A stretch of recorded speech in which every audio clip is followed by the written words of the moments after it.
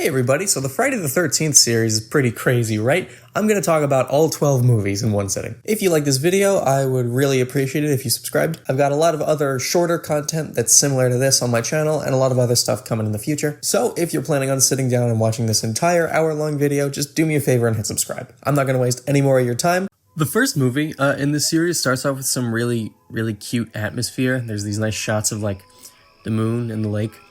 And the first scene shows this killer stalking around the camp, and eventually these two counselors go up to the attic to make a little bit of whoopee, and they get killed by this killer's POV.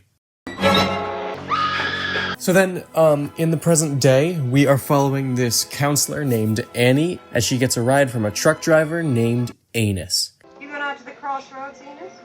So Anus tells her the story about a young boy that drowned in the lake 22 years ago. So he gives her a ride to the camp, and we get to meet the other characters, including this weird little guy named Steve Christie. Steve Christie is the owner of the camp, and there's this interaction that he has with Alice, and I'm not gonna lie, the first time that I saw this scene, I genuinely thought that they were like love interests. Give me another chance. Help get the place ready. All right. Thanks, Alice. So this whole movie was kind of made to capitalize on the success of Halloween. Halloween was a really big hit when it came out 2 years earlier in 1978. And Sean Cunningham, who directed and produced this movie, basically tells the story that he called up his screenwriting buddy Victor Miller and said, Halloween's making a lot of money at the box office, let's rip it off. So it was never really trying to be like an exceptional film or like much of a piece of art.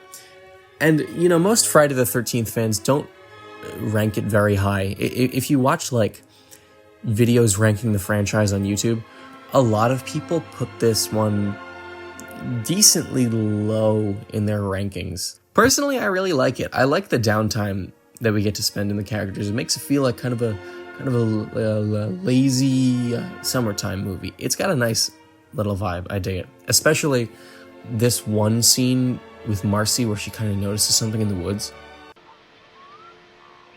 No.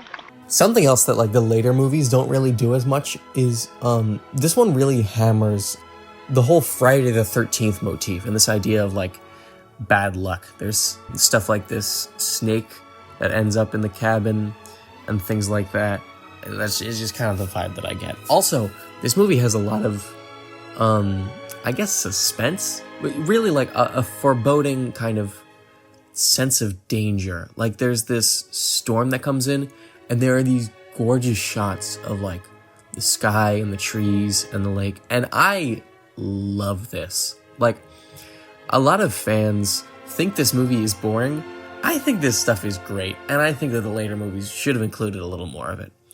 So there's this one guy that's played by Kevin Bacon and his girlfriend, and they're going to have really nasty, gross sex in this cabin. If you've never been to a summer camp before, or like inside of a cabin, cabins are gross. They're a gross place to have sex. And this is a gross thing that these characters are doing. Yeah, everybody starts dying. Eventually, Steve Christie leaves his lunch break. He's been at lunch the whole time. I guess he really takes his time to digest. This cop gives him a ride back to Camp Crystal Lake, and he hammers this whole Friday the 13th motif a little harder. More homicides, more of everything when there's a full moon. Long story short, everybody else dies, and the killer is revealed to be Mrs. Voorhees, the mother of Jason Voorhees, the kid that drowned in the lake. It's not Jason in this one, it's Jason's mom. So, Alice, I didn't mention Alice. No, I did mention Alice. Alice is the final girl in this one. She, what was I talking about? Oh, yeah, so she gets in a fight with Mrs. Voorhees. She makes this, like, Tom and Jerry barricade. Mrs. Voorhees wears this really ugly sweater, and there's this goofy little shot of Alice pointing a gun at her. And eventually, to make a long fight scene short, Alice decapitates her. And the movie ends in this really nice, peaceful shot, you know, a lot of tranquility. I honestly love the atmosphere in this movie. It's just so realistic, so grounded, and it's just really cute. I don't know. It's a cute little movie. It's kind of warm in a weird way. Until... Moving on, Friday the 13th Part 2 starts with some feet and a very long recap of the last movie.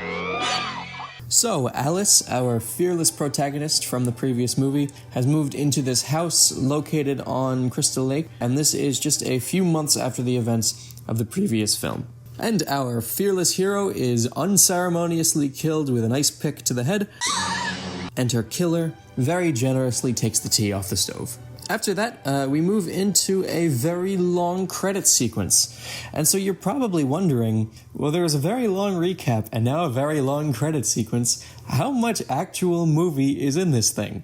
So I broke it down and I made a little pie chart. 5% of the movie is that recap. Another 5% is the opening credits. 90% of this movie is actual movie. And this movie is only an hour 27, barely feature length. So yeah, we'll get into a little more of how I believe this movie to be incredibly padded as we go on. So 2 new camp counselors, a couple named Jeff and Sandra, pull into this town and stop to call their buddy, and then their truck gets towed. I think this is a pretty funny scene. Once everyone arrives at the camp, we get to meet Paul, the guy who is running this shit show, and Ginny, who is his assistant, and also his girlfriend, situationship. It's complicated? Okay. That night, Paul sits everybody down around the campfire and tells them about the legend of Jason Voorhees. Can I just say for a second how this whole Jason being in this movie thing makes absolutely no sense to me? Because, the entire thing in the first movie is that Jason drowned in the lake 20 years earlier, and his mother was there to avenge his death. So the fact that Jason is around in this movie either means that he really was dead but was resurrected somehow, during the events of the first film, or it means that, like, a 10-year-old boy drowned in the lake and then just kind of hung out and, like, set up camp for 20 years, and then watched his mom get killed and decided to take vengeance. It's such a weird ambiguity in this franchise that is never fully explained, and this is kind of the point in the franchise where you kind of start to realize that continuity is kind of non-essential. We meet a few of the other camp counselors that are here. One of them is this guy named Scott, who's pretty creepy, some of the things that he does, but I do think it's kind of cute when he dances with this girl's dog. So there I was, sitting in this fast food joint, thinking to myself, Scott, old boy, what are you going to do with the rest of your life?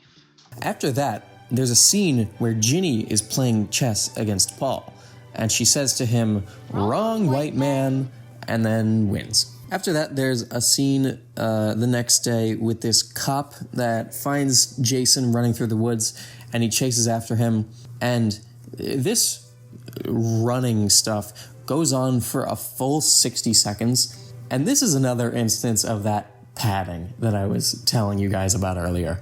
I'm gonna go ahead and out myself as a big fan of Dead Meat right here. And in the recount for this movie, James says, "It moves faster and looks better than the much more amateur Part 1. And I honestly couldn't disagree with that more.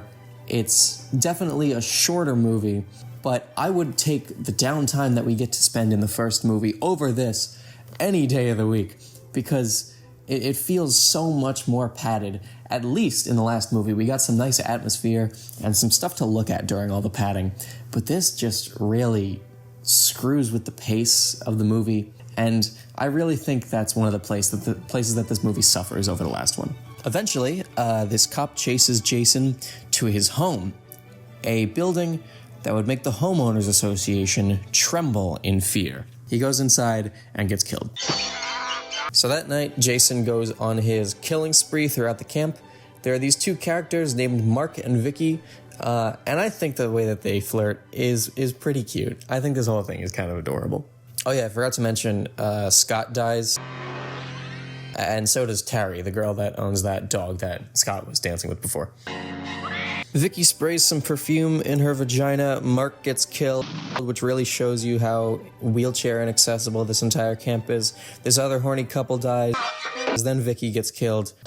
And finally, Paul and Ginny get back to the camp. They went out to the bar with their buddy Ted earlier. Ginny asks what's going on in the scene, and Paul says nothing, like a lying little kid. Paul, what's going on here? Nothing. Ginny and Jason fight. She ends up at his house. She finds this shrine to his dead mom. She puts on her gross cable knit sweater and pretends to be Jason's mom, and then she kills him.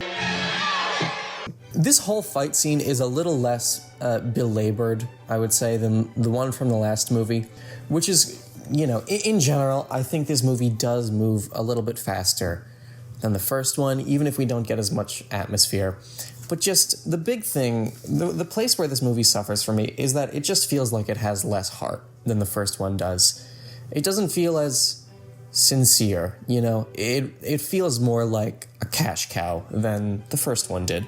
So anyway, it ends. Paul and Ginny are hanging out in this cabin. All is well. Until... Okay, Friday the 13th, Part 3. So contrary to popular belief being the belief of Paul and Ginny, Jason didn't actually die from that machete swipe to the shoulder. He just kind of pulls it out and keeps on trucking. And then we're gifted with some more interesting credits than we got in the last movie, because these are in funky 3D. After the opening credits, we're introduced to this married couple. Maybe they have names, maybe they don't. Does it really matter? Together they own, I guess, like a convenience store kind of thing. So the guy eats some fish food, some peanuts, some juice, and then a donut with his rabbit friend. And then he goes and takes a shit while he drinks on the toilet. Did you guys know that this movie had a theatrical release? He notices something and he gets up off the toilet, doesn't wipe, doesn't flush, and yet miraculously the toilet is empty the next time that we see it. Was this perhaps ghost poop maybe? Who knows? And then they both die. If I may be frank for a moment, this is one of my least favorite movies of the franchise. It just feels like there are like at least 3 other movies in the series that do everything that this movie tries to do a little bit better. I feel like it doesn't contribute a whole lot. There's not a whole lot that it adds to the franchise. But we are introduced to our final girl named Chris, and the rest of the characters aren't super important. I'll bring them up later if it proves to be necessary, except for this guy, Shelley, who I'll do my best to explain him. He is a very complex character. A little while after they arrive to Chris's family summer home, we are introduced to the Paul Holt of this movie, a guy named Rick, who, from the looks of it, used to have kind of a thing going on with Chris. Chris notices something a little screwy about the van and talks to herself about it. Wasn't the store closed a few minutes ago? So, if you couldn't tell already, these movies kind of have their thing down to a formula at this point. This movie borrows very heavily from what the first 2 movies do. Like I said earlier, not really a lot is Whoa, hey. A little more on Shelley. He's maybe the most hateable character in the series so far. He plays a lot of these, like, practical jokes on his friends where he pretends to be dead. And aside from that, he's just such a Debbie Downer, man. Him and this girl Vera go into town and are accosted by some bikers, and they accidentally knock over their motorcycles. There's this little moment that I genuinely think has some really good comedic timing.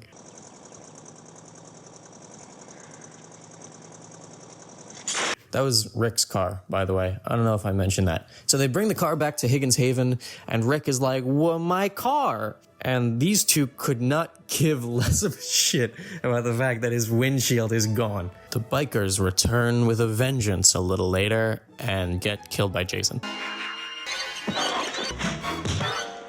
I've seen that sweater before. After that, we're treated to another scene of, get this, another character taking a shit. And this guy smokes a joint while he's on the toilet. And much like the last guy, this guy also does not wipe his ass. So Shelley plays a little practical joke on this girl Vera wearing a wetsuit and a hockey mask. That hockey mask is important. It's going to come back later. Remember that. So this actually proves to be a pretty bad night for Shelley, because he strikes out with Vera, who then loses his wallet in the water. And then he gets his throat slashed.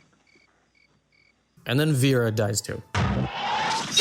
While all this is going on, there's this other couple that's having sex in a hammock, by the way, and then the guy gets stabbed in the penis, and the girl gets stabbed through the boobs. I am aware that I'm kind of yada-yadaing the plot of this movie right now. It's just, I just want to get through this one. I'm not gonna lie. The guy that took a shit earlier gets killed. He gets electrocuted to death. And then his lady friend gets stabbed in the gut with a hot poker.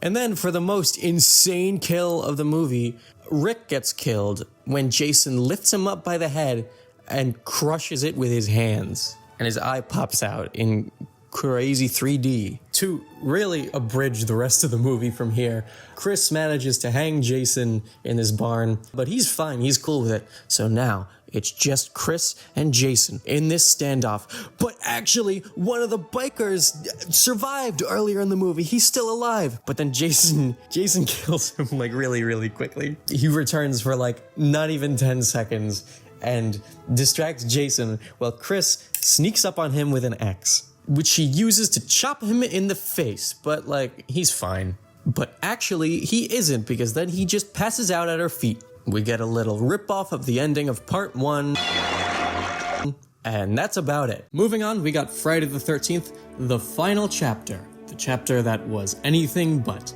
This movie starts with a recap of the last 3 movies, as if these movies were getting difficult to follow. Jason's body is collected from the floor of the barn and driven to the hospital, where he plays dead for a little while. There's this coroner named Axel that looks a lot like Howard Wolowitz that says this. Real cute girl. Was. Well, she still is. All you gotta do is go over there and take off your nice talk. And I guess for Axel, dead bodies really get his wheels going. The hospital setting in the beginning of this movie, I think, of course, opens up comparisons to Halloween 2. And I know that it's only for a little bit, but I just don't think that this movie uses the hospital setting as well as Halloween 2 does. A lot of these shots are a little too cramped. You don't really get a feel for the size of the hospital, and there's just not a lot of atmosphere either. Also, they wheel Jason's body into this office that has the lights off for some reason, which is just weird.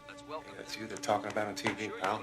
Why do you need the lights off? Doesn't make a lot of sense. A little behind-the-scenes fact about this movie. Tom Savini is the man who designed the effects for the first Friday the 13th, and he returned for this movie to design the effects again. And he's a really talented special effects artist, and he gets to flex his muscles a little bit when Jason kills this guy and the girl that he's hooking up with. Something else, it would appear that Jason got some press-ons on his way to the hospital. So we're introduced to the Jarvis family, who lives on Crystal Lake, the mother of these 2 kids, Trish and Tommy. Tommy played by Corey Feldman, friend of the show, Corey Feldman. And Tommy Jarvis is weirdly skilled at making these really realistic masks. And let me just call bullshit on this for a second.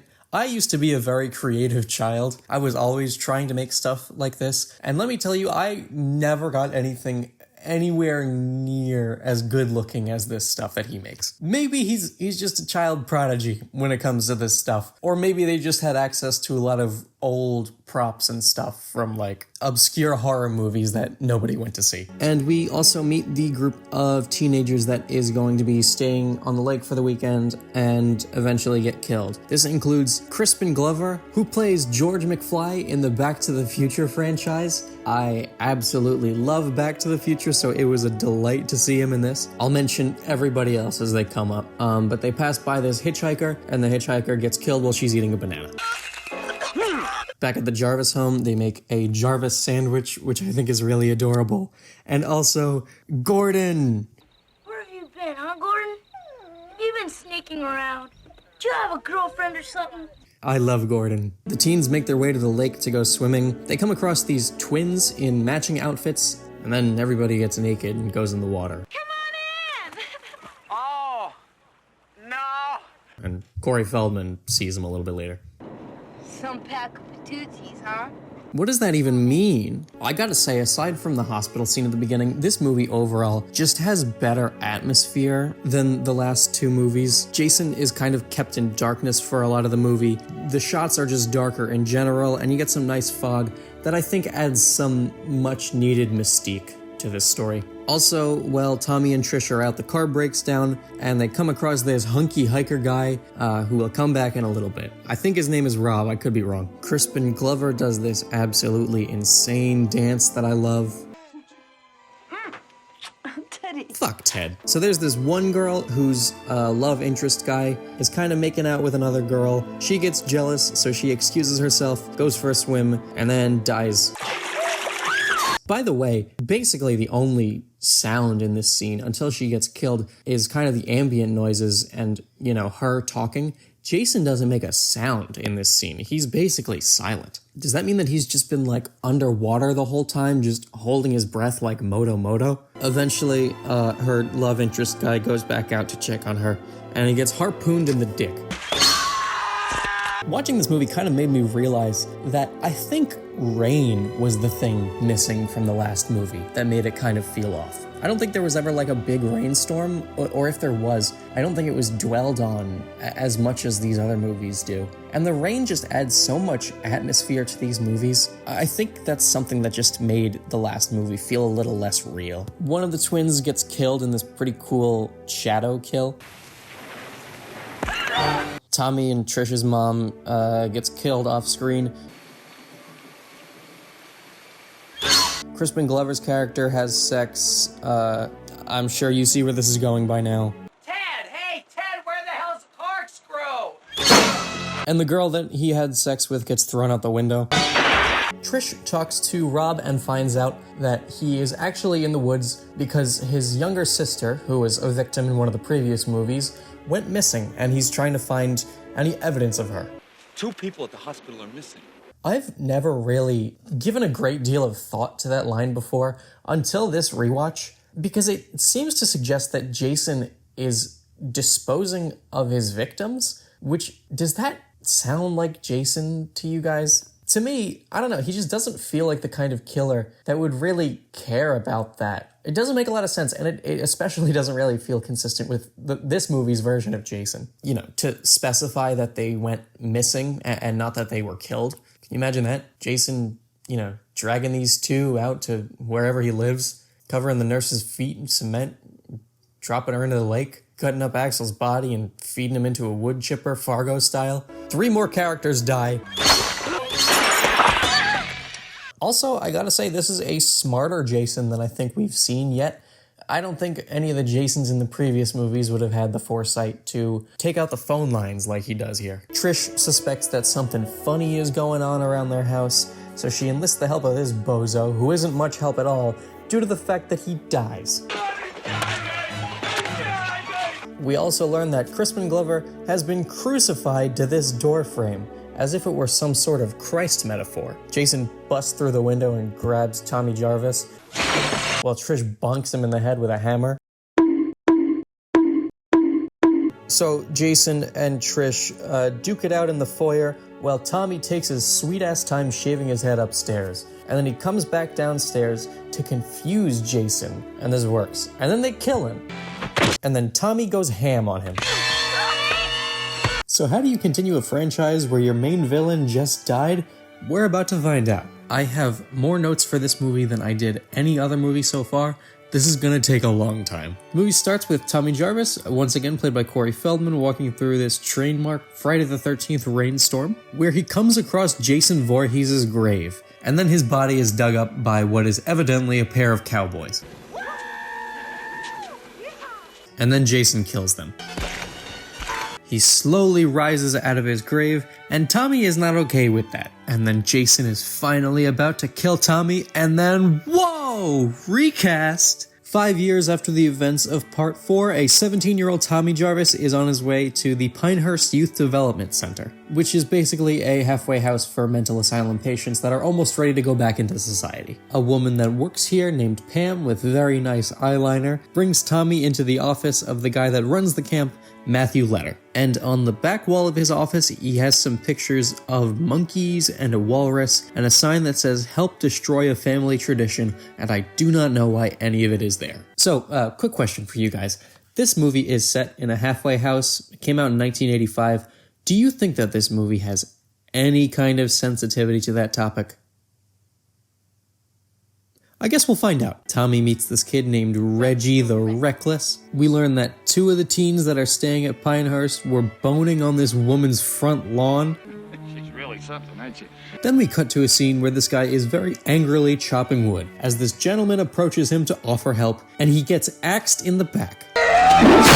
But I think you're really out of line. I couldn't have put it better myself. Then we get a scene that is completely unrelated to anything else that happens in the rest of the movie, where there are these greasers on their way back to Rydell that are having car trouble. And if you thought that the trend of characters taking shits in this franchise died with the conclusion of the 3rd movie, think again, friend. I gotta take a crap.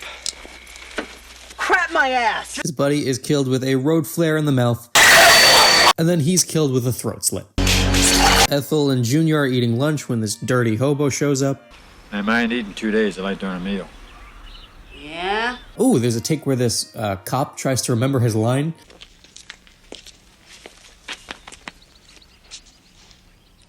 Looks like we got us a maniac on the loose. There's another scene where this ambulance driver from earlier is here to pick up his date from her job at a restaurant. He blows rails in the car while talking to himself. That's it.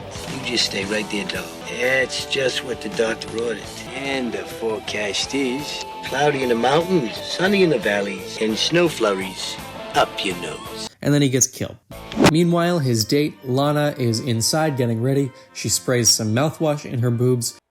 Not quite the perfume in the vagina from part 2, but definitely a cute little homage. And then she gets axed in the stomach. The horny couple from earlier is here to screw around yet again. While they're doing so, that dirty hobo from earlier is spying on them, and he gets stabbed in the gut.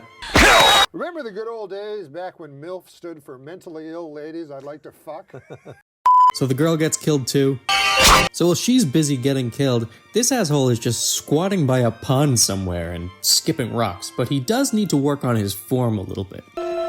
What happens next? You guessed it, his ass is grass. We're halfway through this movie, you guys still with me? Pam is bringing old Reckless and Tommy Jarvis with her to visit Reggie's brother in this trailer park that he lives in. His brother's name is Demon, and I think that the relationship that these two have is really cute. Good to see you, dude. Damn, you look good. I know. Oh, God, look at this. Demon shows him around his van and introduces him to his new girlfriend while he's eating enchiladas, which is important. Remember that. Pam, Reggie, and Tommy decide to leave a little bit later, just as Chekhov's enchiladas come back. Oh, some damn enchiladas. This gives way to another poop scene. And let me tell you, this is the best poop scene of the entire franchise. It's complete with moaning, a duet, Ooh, baby. Hey, baby. Ooh, baby. Ooh, baby. and some death. Ethel and her son die too. 3 of the other kids at Pinehurst then die in rapid succession, including this one girl who does a pretty sick robot. There's a chase, and Reggie runs this asshole down with a tractor. He gets up, everybody ends up in the barn, and then he falls onto some spikes, right as first-time viewers wonder aloud, who the fuck is that guy? Turns out, it's just some guy, not Jason. Jason's still dead. Friday the 13th, Part 6, Jason Lives, starts with some of the best atmosphere that we've gotten in this franchise since Part 1, with these really cool shots of the night. A once again recasted Tommy Jarvis is on his way to Jason's grave, with another friend from the sanitarium, and they head to this gothic-looking cemetery. Tommy digs him up, a la Part 5's Cowboys, and stabs his mostly decayed corpse with a piece of this fence. The fence is then struck by lightning, resurrecting Jason Voorhees from the dead. Tommy brought a can of gas with him, so he tries to pull a Mr. Blonde on Jason. But it starts to rain, and Jason kills his friend. And Jason is finally back. At this point in the franchise, death has only managed to slow him down, and he makes a strong comeback in this movie. Tommy Jarvis runs into the sheriff's office. Sheriff is this guy named Sheriff Garris, and we learn that Crystal Lake has since been renamed to Forest Green in an attempt to distance itself from the stigma of the name Crystal Lake, since all the murders that happened in and around Camp Crystal Lake. He tries to explain things to him, but he isn't having any of it, so he grabs a gun off the wall, and unsurprisingly, they throw him into a holding cell. That same night, there's this couple driving through the woods, trying to find their way.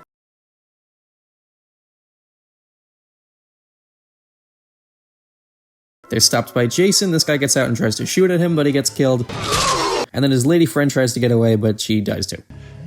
This is a lot of people's favorite Friday the 13th movie, and I can definitely see why. It was my favorite at some point. It still has the potential to be. You know, I haven't gotten to every movie in this franchise yet. It very much could be. At least I would say that out of the 6 that we've gotten to so far, I do think this is the best of those 6. It feels like it's the most competently made. There's better writing overall, there's better dialogue, and I feel like there's just a lot more interesting scenes. Does your mother own a sewing machine, kid? Excuse me. So the sheriff has this teenage daughter named Megan who is interested in Tommy. We are also treated to a scene with this company that's out on like a paintball retreat, and this absolute girl boss takes out these 2 guys. And then Jason Voorhees takes out this really misogynistic guy.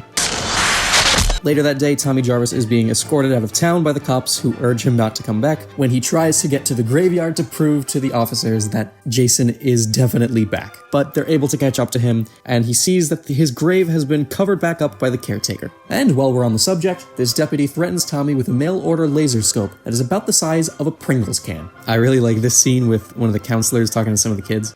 Let's just say you have a chief, right? And he dumps his squaw or his wife or whatever, and he decides, hey, I'm going to pick up with another one, I'm going to take off with him. For the franchise so far, I feel like there are a lot of really good performances. I think this might be some of the best acting that we've seen up until this point. The bar has been pretty low so far, but I genuinely like a lot of these performances. So that night, Jason kills the caretaker of the cemetery, and there's this couple that's just like camping in the woods without a tent that goes to investigate, and they get killed too. Something else that I kind of picked up on while I was watching this movie, this has, I think, some of the best pacing of the series so far as well. It moves a lot faster than any of the previous ones. I feel like the first, 20 to 25 minutes of the last movies were kind of devoted to setting things up and explaining what was going on a little bit. This movie has its fair share of exposition, don't get me wrong, but at the very least, it's entertaining because of the entertaining performances and some of the jokes that we get this time around. And if I can be completely honest, this feels more like a movie than any of the other movies in the franchise, at least up until this point. 2 of these new counselors have sex in a Winnebago, and if this Winnebago is anything like the Winnebagos that I have been inside before, then this thing has shag carpet, no AC, and reeks of cigarettes, which I think are kind of the opposite traits of an area that you want to kind of set the mood for something like this. Look at the fog in this shot, isn't that so cool? The counselors decide to drive out of there, and this is honestly just the most frustrating scene of the entire movie. Court, the counselor from earlier, is driving away very recklessly, causing this girl to stumble and lose her balance around the Winnebago. Meanwhile, he has the radio cranked so he can't hear it when Jason pulls her into the bathroom and kills her. And then Jason comes out and kills him too. But this does lead to a very cool shot of this Winnebago crashing, and then Jason getting out and getting on top of it. He can't come to the phone right now. He's in the can training his lizard. May I take a message? I really like Megan. I also think it's kind of cool that this movie references a lot of other creators in horror. There's a Karloff's General Store, of course, in reference to Boris Karloff. There's another town mentioned called Carpenter, and there's a road mentioned that's called Cunningham Road. A lot of fun stuff, and then this counselor gets yoinked out the window. There is a very exciting police chase in this movie that is set to an Alice Cooper song where Megan decides to help Tommy out, and then Tommy ends up in real trouble for coming back here. Another counselor gets killed in the meantime. So Tommy and Megan decide to plan their escape. They start making out, getting this deputy's attention, when Megan quite literally grabs his service weapon. Megan. She makes him let Tommy out of the cell, and then they lock him in. And it's at this point that I started to notice how much of this movie takes place in vehicles. Sheriff Garris finds this room full of blood from where Jason killed another counselor, which when I was watching it this time, it just felt way darker than anything else that I've seen so far. It just stood out in kind of a weird way. I don't know. He tries to shoot at Jason, but of course, denim jackets and hockey masks are bulletproof, so he's fine. He tries to take down Jason, but he gets, folded in half. And then Tommy enacts his plan to finally take down Jason. He takes a boat out to the middle of the lake and then tries to lure Jason over to him. Then he fills the lake with gas and lights it so he can wrap this chain around his neck and chain him to the bottom of the lake. It looks like Tommy drowns, Megan jumps in and saves him, he's okay, and we get there happily ever after. As much enjoyment as I'm able to get out of some of the later installments in the franchise, doesn't this just feel like it would have been a good place to stop? I mean, Tommy Jarvis was introduced in part 4, and he battled with his obsession with Jason in the last movie. And in this movie, he finally gets to take him out. Tommy Jarvis's character arc comes to an end, and I really feel like the franchise would have died out with a better reputation than it currently has if they had cut it off here. But these movies were cash cows, so we got 6 more of them to talk about. If any movie in this franchise is completely unnecessary, it's Friday the 13th Part 7, The New Blood. The movie starts with another recap of the franchise so far. We haven't had one of those in a little while. And so there's this little girl that's running away from her abusive father. This little girl is 13-year-old Tina, the protagonist of this movie, and she uses her telekinetic powers to tear down the dock near their house and kill her father. Don't ask. She wakes up 4 years later, 17 years old, and her mom is driving her back to this lake house to spend some time rehabilitating with her doctor, a guy named Dr. Cruz. And there's a bunch of teens staying in the house next door, and I'm sorry, this franchise is just... This is the movie where I really started to feel that every movie in this series is exactly the same. And without Tommy Jarvis to have some kind of connecting through line between movies, it gets kind of exhausting having a brand new setup and characters every time. Maybe it has something to do with the fact that I have watched all of these movies, like, back to back to back, but oh my god, even on 2 times speed, this movie was difficult to sit through. Anyway, yeah, her doctor is an asshole. Way to ruin the moment, Chief. So Tina is like really missing her dad, so she goes out to the lake and tries to concentrate really hard and try and use her telekinetic powers to resurrect him from the dead, but she accidentally resurrects Jason from the dead because Jason is still chained to the bottom of the lake from Part 6. Something I will give this movie props for, this is definitely the coolest looking Jason, I think, of the entire franchise. I just really like this character design with like the beat up mask and the tattered clothing and the fact that you can see like his spine and his ribs through it. Also, this is the first time that Kane Hodder has played Jason.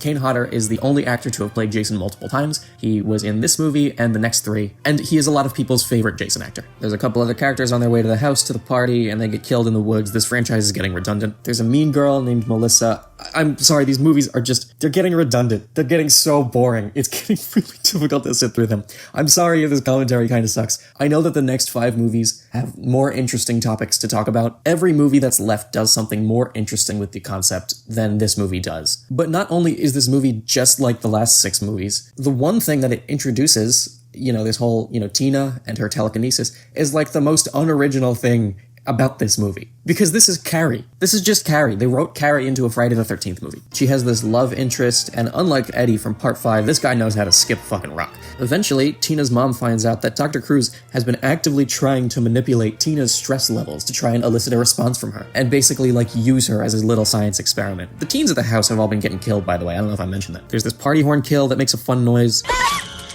and another girl gets thrown out the window.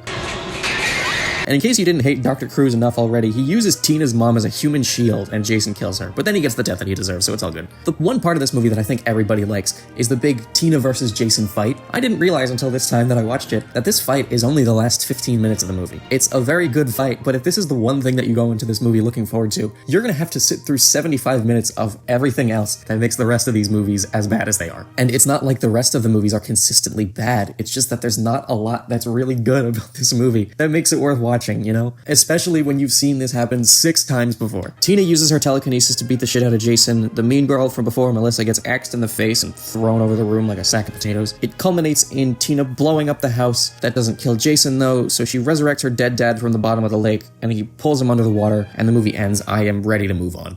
Friday the 13th, Part 8, Jason Takes Manhattan, opens with some nice shots of New York City with this creepy little monologue, and this absolute banger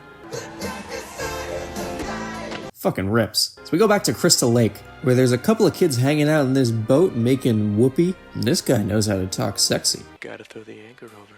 Just they were right around that summer camp where all those murders took place. Dude, you're the one who just dropped Anchor. Who's this boy? Named Jason Voorhees. Weren't you about to have sex with her? The Anchor shorts a power cable out under the lake, and it ends up resurrecting Jason Voorhees again. I've never been more jealous of a character's lifestyle, by the way. These 2 lovebirds get to just live on a boat by themselves and take it out to sea whenever they feel like... Well, he does die in a minute. I can't really say that I'm jealous of that. They get back to business and well, good to see. It's just the spear gun from Part 4 making an appearance again. So Jason Voorhees kills this guy's girlfriend and commandeers the boat like some sort of pirate or something. Toby! I love Toby. Our final girl in this movie is a girl named Rennie. She is a senior who just recently graduated, and for their senior trip, they are taking a cruise to New York City, and Jason manages to make his way aboard. She also has this asshole uncle who is also on the field trip because he's a teacher at the school named Uncle Charles. two of the kids are filming this weird, like, metal music video, which is weird. So the girl goes to the basement to play guitar, and Jason kills her. It's weird. I've never really addressed the timeline of this franchise until now. It's something that I want to bring up. The time period for part 1 is only given as the present. It was on a Friday, June 13th. June 13th, 1980, the year that the movie was released, was not a Friday, but June 13th, 1979 was a Friday. And let's face it, the movie was probably written in 1979 anyway.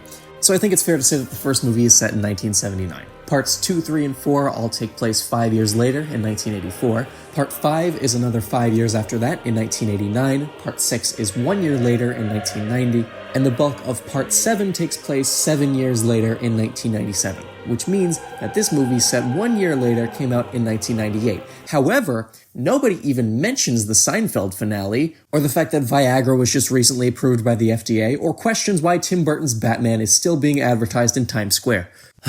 Anyway, we're introduced to these two girls that are sort of a mean girl and a good girl stereotype that do cocaine, and the movie kind of becomes a weird little after-school special when Ronnie comes across them. Would you care for a hit?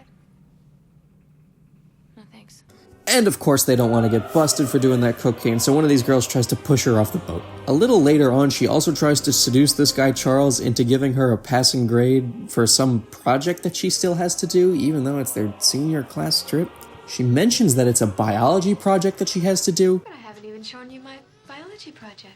I want to make sure I've labeled all my organs correctly. I mean, it's pretty basic stuff. You wrote heart and stomach over your heart and stomach. I think you got that right. Jason takes out the captain of the ship, and the captain's son signals for help, but Jason pulls the power. He also throws a student over the board, and he makes kind of a funny noise.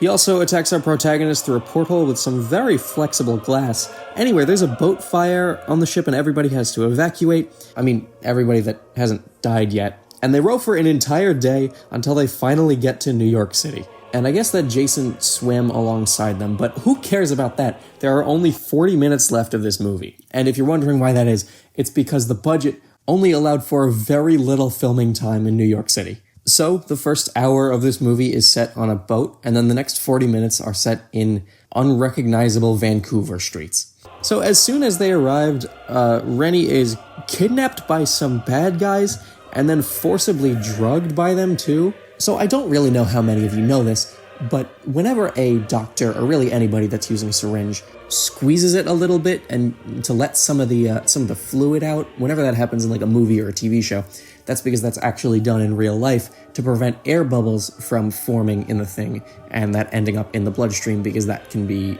very dangerous for the patient. And, you know, it's good to see that they're so concerned about her safety. Thankfully, Jason kills this guy, and it's never brought up again. One of the kids that made it to New York City was a boxer, and so he boxes Jason on this rooftop for like a minute straight, and then... Also, it was established kind of early on that Rennie had this fear of swimming, or like being in the water in general, and we learn where it comes from. I think the time has come for your first swimming lesson. So fuck Charles. We get our first male defenestration of the franchise, and then Jason drowns him in a bucket of some stuff, so I don't... So now there's only 15 minutes left in this movie, but I think most of us have to kind of agree that it was at least kind of worth it to get the really cool New York City shots that we get in this movie. In a lot of fan rankings, I've seen people put this at like the very bottom of the list. Like there are a lot of people that really passionately hate this movie. Personally, I don't really feel very strongly about it. I think a lot of the hate for this movie comes from pretty much 3 different things. For one, I think it was way overpromised and they underdelivered. Like I mentioned earlier, the budget placed a lot of limitations on how much Manhattan they could have in this movie with the word Manhattan in the title. I would probably be pretty pissed too if I was promised a movie about Jason Voorhees in New York City and was really excited about it and then saw this when it finally came out. But I do think this is kind of a Halloween 3 situation where it's kind of critiqued for what it could have been instead of what it was. Another common critique being the gore, since Part 7 was so cut up by the MPAA and censored. For this movie, they weren't even bothering to shoot very graphic kill scenes, so the violence that you do end up getting is very lackluster and unimpressive.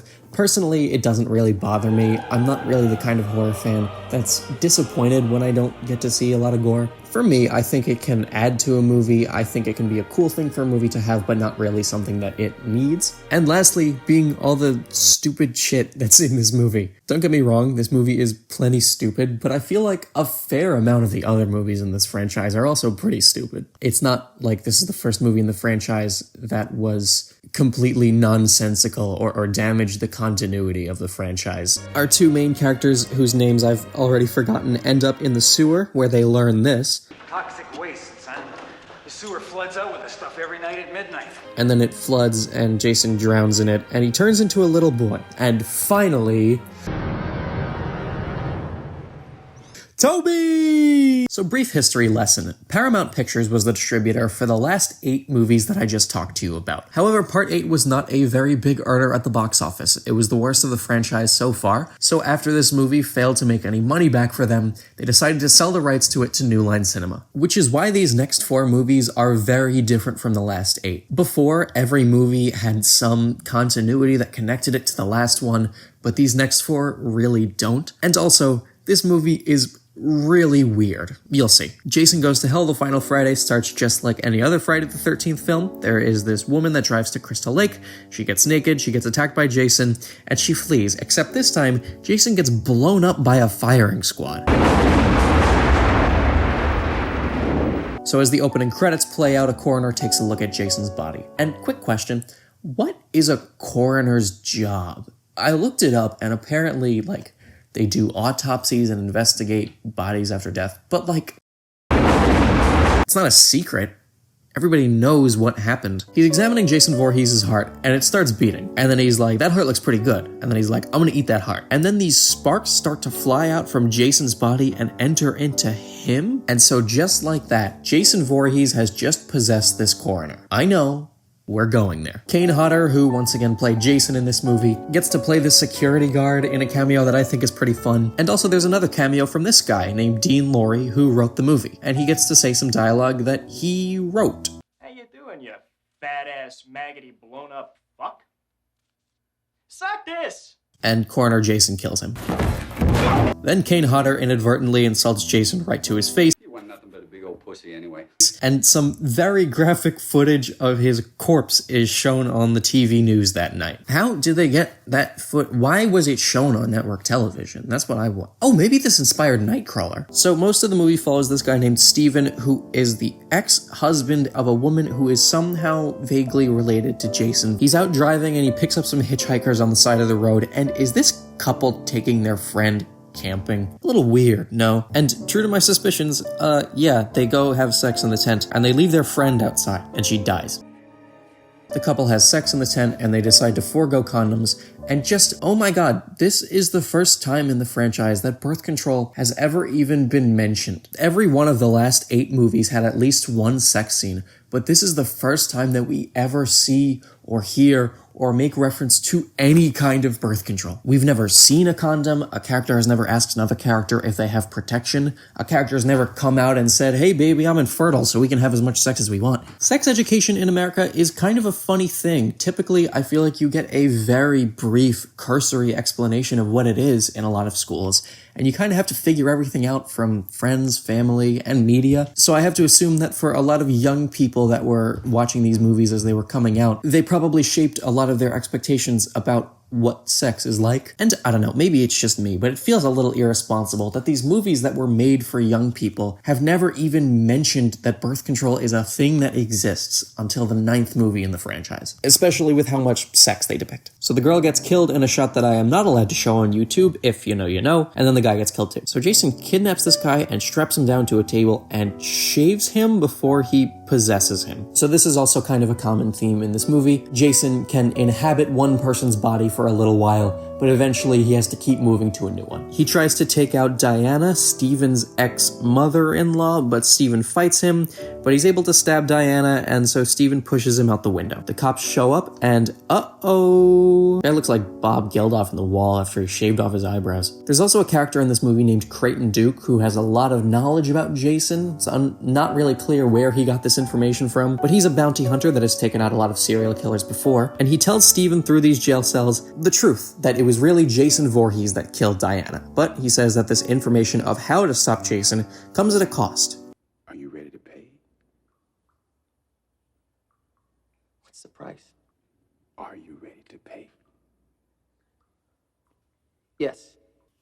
Oh, fuck! And then he breaks his fingers. So Jason transfers his body into Pink. Steve and his cop buddy have a little tussle. There's a very messy split focus shot, and then Jason comes to the police station. I think this is a pretty great scene. I love the camera movements, I love the effects, I love the energy. And then a little later on, there's another great fight scene in this diner that was inspired by Terminator, which I think is really cool. Look at how terrifying this shot is. Just give me 2 minutes. Some more stuff happens, who the fuck cares? Jason turns into this worm, and then Jason, real Jason, is back, and he busts through the floor. He fights with these two, and then he's finally taken out with this magical dagger, don't ask, and then he goes to hell. And finally...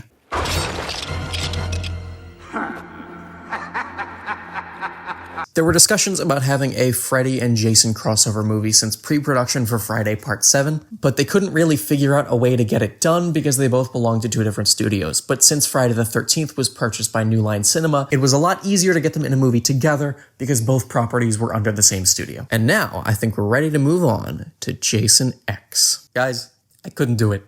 I couldn't rewatch Jason X for this. I couldn't do it to myself. Jason X is undoubtedly my least favorite movie in the franchise, and I'm not saying that, like, even the worst is still a movie that I really like. I mean, I really don't like Jason X. I've seen it once, and I had, like, no fun with it at all. It was released in 2001. Kane Hodder reprises his role as Jason, and just, like, I don't know what you want me to tell you about it. The entire premise is Jason in space. If you can imagine a Friday the 13th movie, which is very easy because they're very formulaic, and just put it in space, that's the movie. It's exactly what you think it is. I understand that it's a very polarizing movie. I think people generally either love it or hate it, and I hate it. And I would rewatch this movie for you guys. I would do it. But it's just, rewatching Part 3 and Part 7 just made me realize that it is not easy for me to talk about movies that I am not passionate about. I feel like as a creator, I could either rewatch the movie and give you a very lackluster commentary on it and not really tell you anything about the movie that you didn't already know about it, or I could just save us all the headaches and give you this. It's not like it's a movie that you really need to understand where the course of this thing goes. It's set later in the timeline than any of the other movies. I think it starts in 2010 and then Jason ends up going to the future. And even to this date, in 2023, there are no Friday the 13th movies that go any further ahead in the timeline than 2009. Aside from that, I don't really see this as a very important step in the Friday the 13th legacy. It was released 2 years before Freddy vs. Jason, and according to the producers of this movie,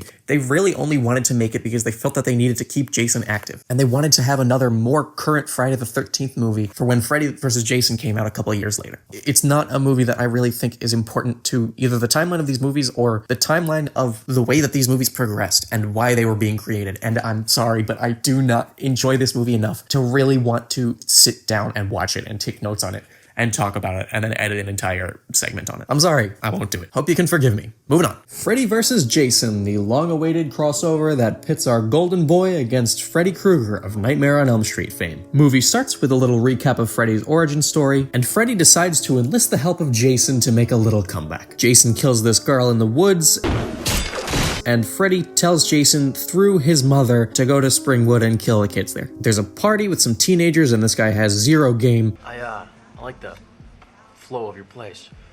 Got good feng shui. And some other guy at the party gets killed.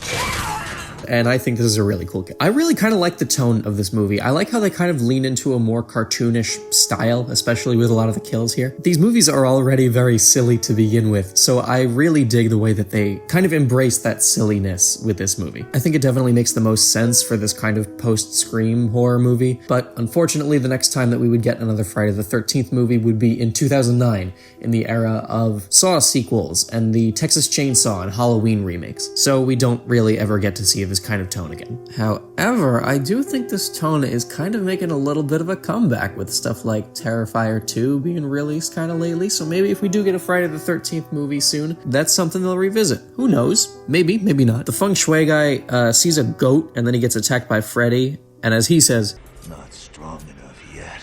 Well, I will be soon enough. Until then, I'll let Jason have some fun. We interrupt this crossover to bring you a scene of a couple of kids at an asylum, and they escape. The general consensus about this movie is that it's really more of a Nightmare on Elm Street film than a Friday the 13th film. I'm certainly a bigger Friday the 13th fan. I don't really have any great love for the Nightmare on Elm Street franchise. I think it would have been nice to see a movie that was more centered around Jason, but that being said, I do like this movie more than a lot of the Nightmare on Elm Street movies that I've seen. Some of the high school kids have a party in a cornfield, which is a very Midwestern thing to do. Jason kills this guy, and then his buddy lights him on fire, which gives way to easily one of the most elaborate scenes of this franchise. I think maybe the coolest staging for any scene in this franchise, where Jason methodically makes his way through this party, killing anybody in his path. This kid looks like Jim Carrey and Matt LeBlanc rolled into one. To skip over a bunch of stuff that happens, there's this kid that smokes weed with this Freddy worm, and then the worm goes inside of him. And then Jason shows up, and because this kid is possessed by Freddy, he drugs Jason. While he's asleep, Freddy plays pinball with him, and there's this stupid-ass retcon. I know that I have been seriously breezing through a lot of the plot of this movie. Honestly, I feel like the characters and their arcs are kind of the most forgettable thing about this movie. Probably by design. This movie is called Freddy vs. Jason, and that's all that anybody was going to this thing, I think, was really interested in. Personally, I really don't care what comes before it. I am just really happy to get the fight scene that ends out this movie. The fight scene starts in this cabin at Crystal Lake, and this kid rushes Jason with an American flag. I like this part where Freddy beats on Jason with his own machete. A tank right near this dock explodes and it throws them both into the water, and it ends with Freddy being decapitated and Jason drowning. But then, Jason emerges from the water holding Freddy's severed head in his hand, and Freddy winks at the camera. I guess there was no real winner. I guess the real Freddy vs. Jason was the friends we made along the way. And finally, we are moving on to the most recent movie in this franchise, Friday the 13th, 2009. It feels a little bit misleading to call it the last one because I'm sure that there will be more of these at some point. This movie starts with a bunch of red logos and Michael Bay's name, and then it really starts with a flashback to the mama kill from part 1, and this gross little boy comes along and takes this locket off of her neck. Also, we get just a handful of the kind of shots that I really liked from the first movie, and it's at this point in the movie that I started to wonder, does anybody else think that this aspect ratio looks a little bit too short? Anyway, this group of teens is here to steal and sell a bunch of weed that's growing somewhere in this forest, and a bunch of pretty shots. No Heineken or anything? Fuck that Euro shit. This is Pabst Blue American Ribbon, my friend. You can drink that, by the way. Yours, hers, mine, your. I swear to God, it's piss is sterile. Okay, Dwight. Urine is sterile. Okay? We were all out here starving to death, and you were dead. I'd eat your leg. Yeah. Why would you eat my leg, man? I can teach you how to fish. Just go fishing. I mean, you know what they say, you give a man a leg, he eats for a day. But you teach a man to fish, he eats for a lifetime. But Wade here has bigger fish to fry, so he goes to take a piss and realizes that he's whizzing all over the weed crop. He sniffs it, and it gets a little weird. And it turns out that this weed belongs to Jason, and he kills him. Another couple kind of sneaks off to go explore this abandoned house that belonged to Jason and Jason's mother, and was Mrs. Voorhees wearing a locket with her own face in it? This couple is in the middle of having sex in the tent when they suspect that their dead buddy Wade is watching them. Anyway, Jason cooks up this fish to eat it for a day, and he catches another one in a bear trap. And then 24 minutes in, we get a title card. And we finally get to meet the real group of people that this movie is about. A bunch of 20-somethings are pulling into this gas station, and there's this guy looking for his missing sister, who has been missing for 6 months. There's a little tiff between these two absolute bros.